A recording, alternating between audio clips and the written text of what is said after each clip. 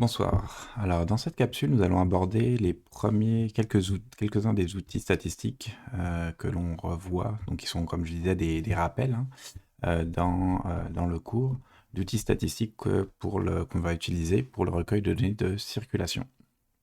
Alors, dans cette première courte capsule, on va d'abord parler des intervalles de confiance desquels on dérive les tailles d'échantillons. Et dans une seconde capsule que j'avais déjà enregistrée pour le cours de gestion de données, nous verrons la suite de la matière, là, qui seront les tests d'hypothèse. Et pendant le cours, on terminera cette matière. Alors, les intervalles de confiance, voici une petite diapo d'introduction qui vous permet, c'est pas pour refaire la théorie statistique ou de mathématiques derrière tout cela, mais ça vous permet vraiment de revenir de comprendre en fait d'où proviennent ce qu'on voit dans le cours, et c'est encore une fois ces outils qu'on utilise. Alors ça vient du fait que on repart donc d'une suite de n variables aléatoires qui seraient indépendantes. Donc, et si on en fait la somme qui peut être pondérée, donc ici les sommes des AIXI, eh bien l'espérance, vous le savez peut-être, vous en rappelez peut-être, c'est linéaire. Donc l'espérance de la variable y, de leur somme pondérée, c'est la somme des espérances pondérées. Donc encore une fois, c'est complètement linéaire, et la variance, les coefficients deviennent au carré.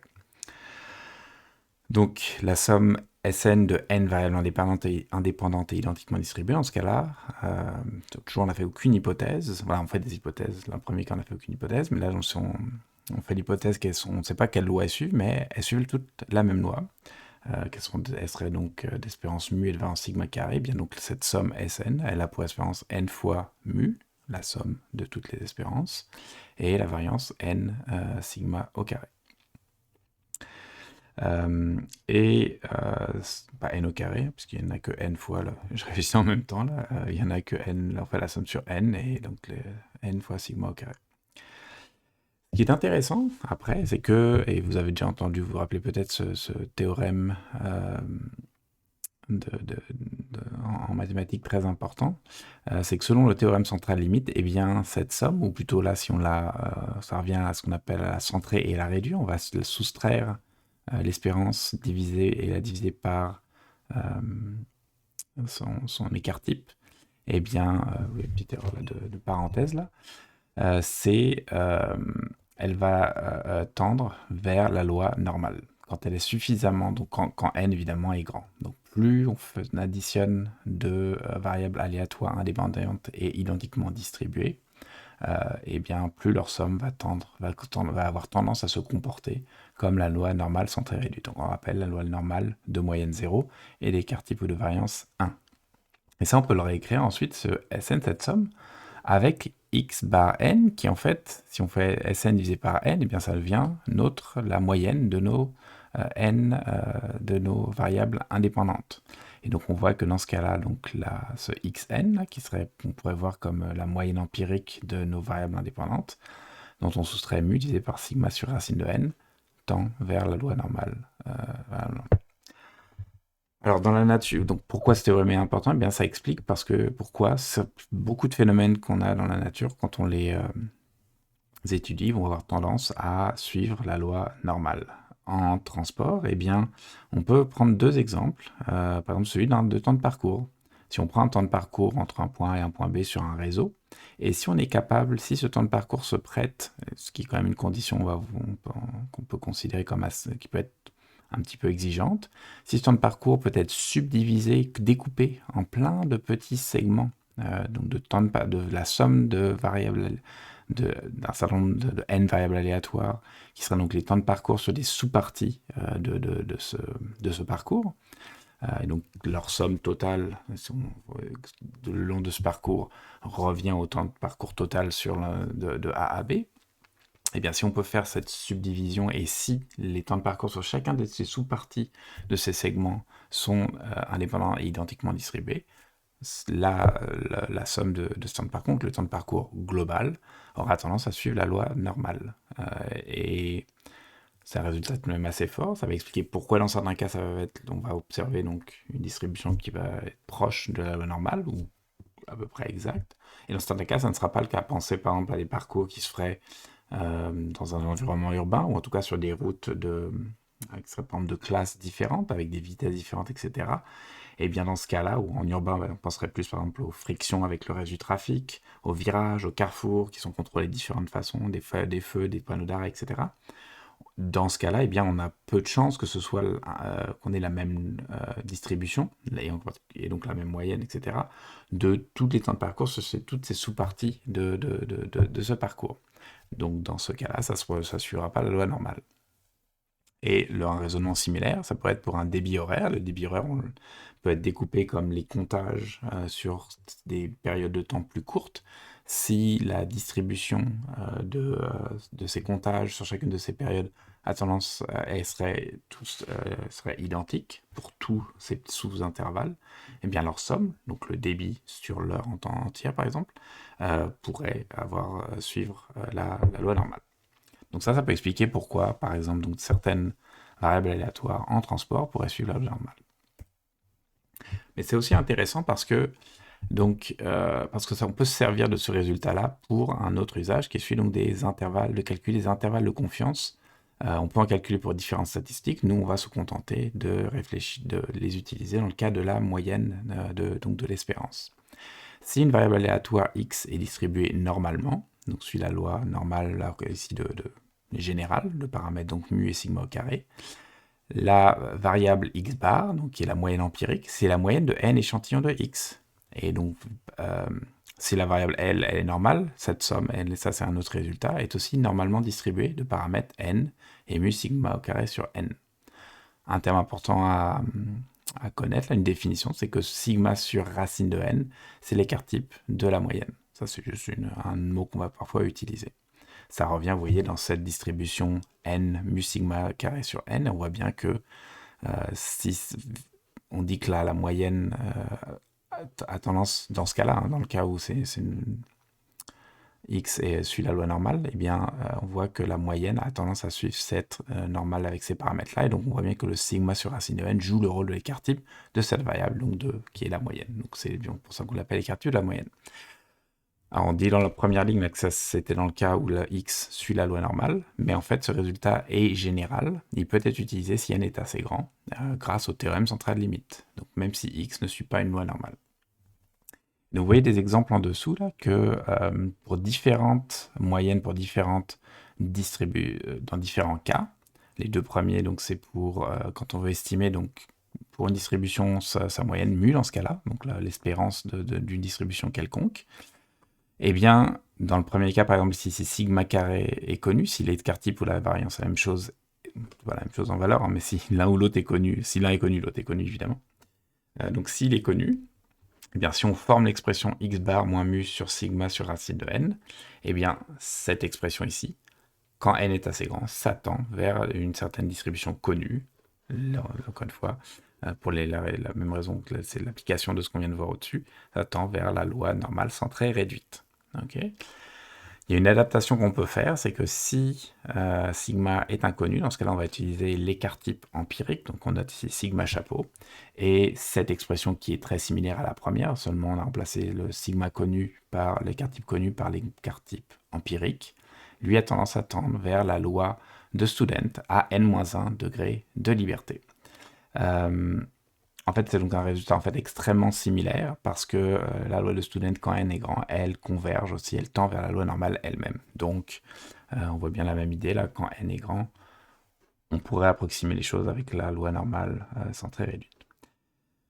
Le dernier cas, en fait, une application particulière du cas d'une variable binaire, donc qui prend seulement deux valeurs, 0, 1, vrai, faux, etc., etc., jour-nuit. Son paramètre, le paramètre de cette loi, on la note typiquement P, qui est donc là en général la proportion par exemple de la valeur vraie dans la distribution. Eh bien, donc qui reviendrait donc dans ce cas-là à la moyenne de ce qui est la probabilité d'avoir observé, ou la proportion de la probabilité d'observer la valeur vraie. Si on utilise la valeur 1 pour représenter la valeur vraie, ça va correspondre aussi à la moyenne des valeurs de cette variable, la moyenne des 0 et des 1 prises par cette variable. Eh bien, là aussi, on peut calculer un intervalle de confiance pour cette statistique, pour cette caractéristique de notre distribution, en utilisant le résultat que P chapeau, l'estimé de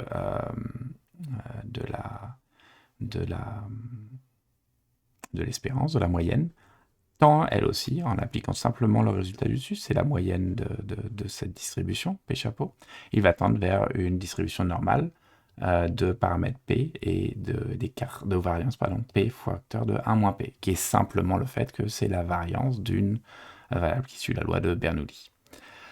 Et on utilisera dans l'expression là ici, évidemment les valeurs, pas évidemment, mais les valeurs qu'on peut estimer à partir de la distribution empirique, là, l'espérance empirique, quand on fait l'estimation. Alors, c'est peut-être un petit peu mystérieux encore tout ça, là. Comment est-ce qu'on va s'en sortir? Eh bien, je peut-être referai la dérivation quand même pendant le cours, là, je vais juste vous l'énoncer. Quand on dit que ça tend, qu'est-ce que ça veut dire? Ça veut dire que l'expression ici, on va reprendre la plus simple, x bar moins mu sur sigma sur racine de n. Eh bien, en fait, si n est assez grand, on peut dire quasiment que ça suit la loi normale centrée réduite. Donc, on peut dire, par exemple, les valeurs qu'on a déjà vues juste avant, la probabilité que cette valeur-là, encore une fois, x bar moins mu sur sigma sur racine de n, la probabilité que cette valeur soit entre moins 1,96 et 1,96, elle est de 0,95. Donc, vous savez, on a entre moins 1,96 et 1,96, on a 95% des observations. Entre moins 1, moins 2 et plus 2, donc entre moins 2 et plus 2, oui, on a 95,5% des observations. Donc on connaît, on peut borner, on sait que cette expression se retrouve à une certaine probabilité d'être dans un certain intervalle, parce qu'on sait comme quelle loi, quelle distribution théorique connue cette expression suit. Le fait que ça tende vers, eh bien on va en fait utiliser ce résultat comme si c'était exactement la distribution que ça suit, et c'est comme ça qu'on dérive les valeurs par la suite. Connaissant la distribution vers laquelle tend l'expression, on peut fournir une estimation du paramètre inconnu. Le paramètre inconnu ici, c'est pas x bar on le connaît, on l'estime à partir de notre échantillon, de notre n observation, c'est mu. Et donc si vous jouez avec les termes ici, en écrivant ici, encore une fois, les valeurs de l'intervalle pour une certaine probabilité, eh bien, ça va vous les échanger. Et vous retrouvez une expression ici, par exemple, donc mu va être compris entre x bar moins cette expression-ci ici, et x bar plus la même expression. Cette expression-ci, là, on va l'appeler la tolérance, ici on a défini, z alpha sur 2, sigma sur racine de n. Donc, tout est à peu près compris. Ici, encore une fois, on est dans le cas où on supposerait que sigma est connu, il nous a été fourni. Et dans le cas où sigma ne serait pas connu, on appliquerait la loi de Student, la distribution de Student. Z alpha sur 2, eh bien, c'est notre 1,96, dans le cas où on choisirait un alpha qui vaudrait 5%, parce que ça revient à dire la probabilité que cette expression-là, que l'expression qu'on voyait avant, soit entre moins 1,96 et plus 1,96, c'est 95%. Donc 0,95 ici, ça revient à alpha égale 0,05.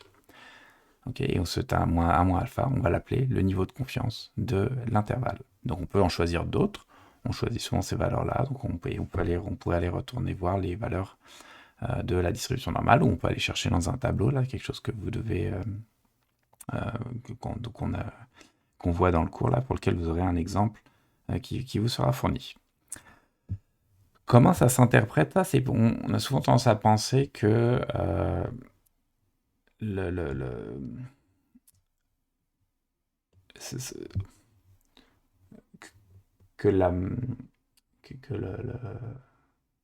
j'ai plus l'exemple qu'on a en tête. C'est comme c'est la probabilité en fait, c'est littéralement ça. C'est qu'en fait, c'est la probabilité que la moyenne soit dans cet intervalle.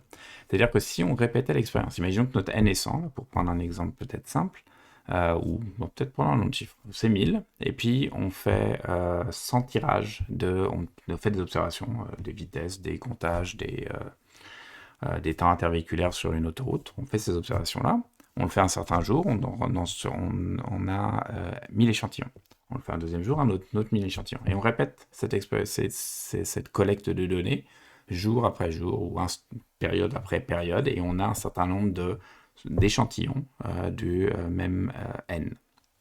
Et on construit par exemple à 95% là, ou 1 moins alpha pour cent, des intervalles de confiance. Donc prenons 95%. Si on se répétait 100 fois l'expérience, qu'est-ce que ça veut dire, ce 95%? Ça veut dire que dans 95% de, des intervalles ainsi construits, donc de ces échantillons, la vraie moyenne, le mu, lui, il n'y en a qu'une seule valeur, là, si on suppose que c'est la même distribution qu'on échantillonne, ce vrai mu, eh bien, dans 95%, il sera dans cet intervalle dans 95% des cas. Dans 95 intervalles sur 100 de cet intervalle de confiance qu'on a construit avec tous ces échantillons jour après jour, eh bien, dans 95%, on aura la vraie moyenne sera présente. Ça ne veut pas dire donc qu'elle est au centre, ça veut dire qu'elle existe dedans. On a 95% de confiance, de probabilité que l'intervalle de confiance ainsi construit contienne la vraie valeur inconnue mu. On peut voir ça dans un calcul d'échantillon. Là, c'est une page que j'ai déjà ouverte ici. Vous avez un des notebooks. Là, c'est un outil pour Python que j'utilise beaucoup dans le cours de gestion de données. Là, j'en ai un seul pour le. Enfin, vous avez l'exemple aussi de calibration là qui est fait de cette façon-là aussi. Vous avez quelques exemples de distribution et des statistiques là que vous pouvez regarder. Là, c'est les vraies données. Vous avez ici, ça c'est un tirage normal. Puis là, vous avez des données pour une distribution, par exemple, de temps de parcours obtenu à partir de capteurs Bluetooth là, du portail de données ouvertes de la ville de Montréal. Et ici, là, c'est donc des vitesses. Donc, vous voyez que c'est une distribution qui est assez unimodale. Là. Et peut-être, pour suivre la loi normale, on va voir dans la suite comment le tester. L'exemple que je vais vous montrer ici, c'est justement une illustration de ce que je viens de vous décrire pour les intervalles de confiance. On a construit, c'est un exemple jouet, là, on tire des échantillons. Je vais revoir là, on tire donc 100 valeurs pour l'échantillon qui suivent la loi normale centrée réduite. Okay, et on calcule les intervalles de confiance à 95%. Et on en calcule 50, ici de 1 à 50. Et comme il est à 95%, et vous voyez la vraie moyenne, je ne vais pas vérifier quelle était la distribution qu'on a choisie.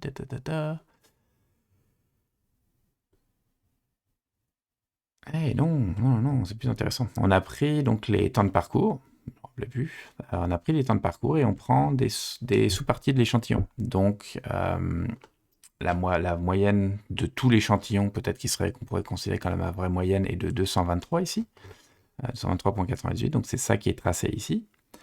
Et on a calculé donc 50 intervalles, on a pris 50 sous-échantillons de 100 valeurs, là on en a beaucoup, hein,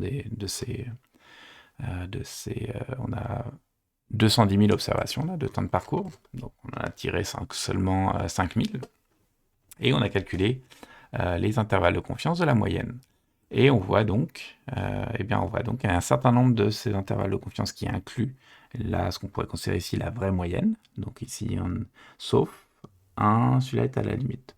Donc on est un petit peu plus de 95%, mais ça vous donne une illustration du concept, c'est-à-dire que le niveau de confiance là, du intervalle de confiance, c'est la probabilité que la vraie moyenne soit dans cet intervalle.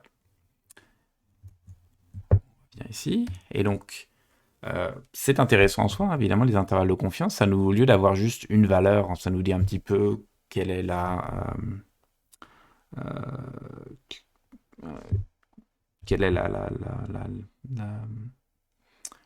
où se trouve exactement, où pourrait se trouver la moyenne, pas juste une seule valeur, mais elle est quelque part dans cet intervalle avec une certaine probabilité.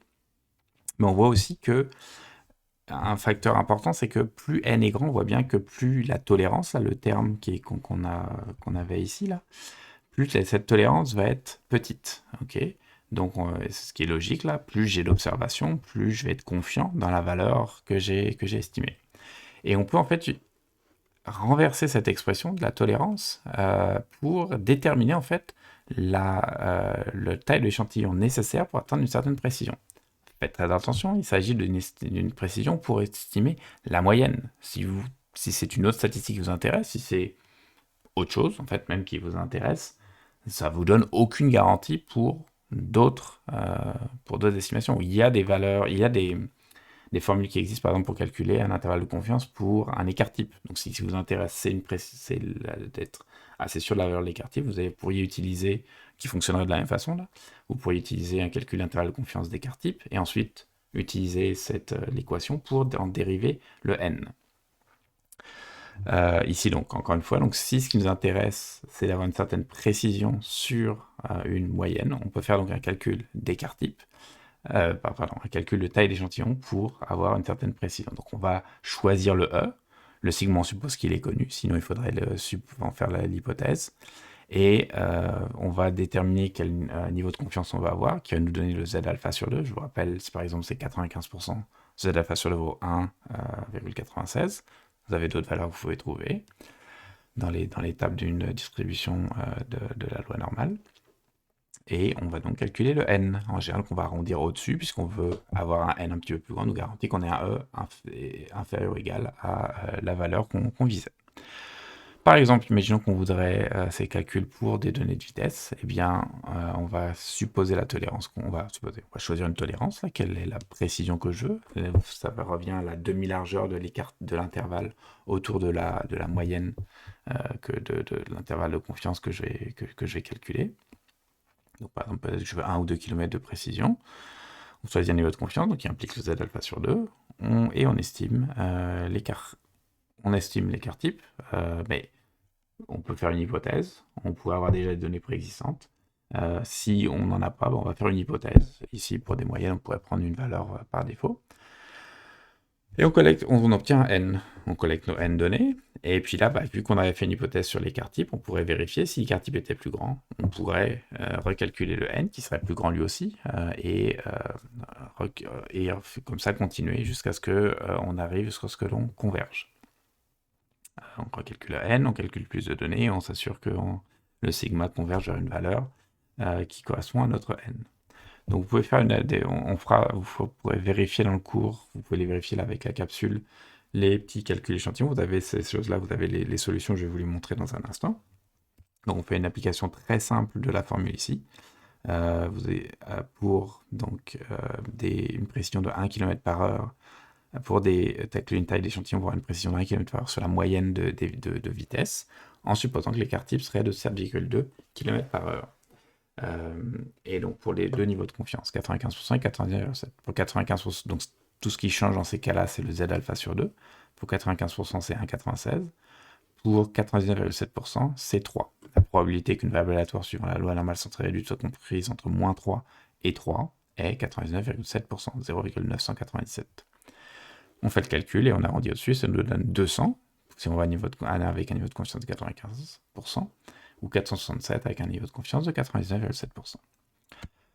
Ici, l'application que je reprends ici, qui est peut-être un petit peu moins pertinente parce qu'on a moins de variables binaires, mais qu'on utilise beaucoup aussi en gestion de données parce qu'on a plus, encore une fois, de variables binaires. C'est exactement la même équation. Ok, on a simplement remplacé le sigma carré ici de P fois 1 moins P. Ok, donc ça nous donne la formule ici. On peut utiliser P estimé à partir d'un échantillon au lieu de P dans l'estimation.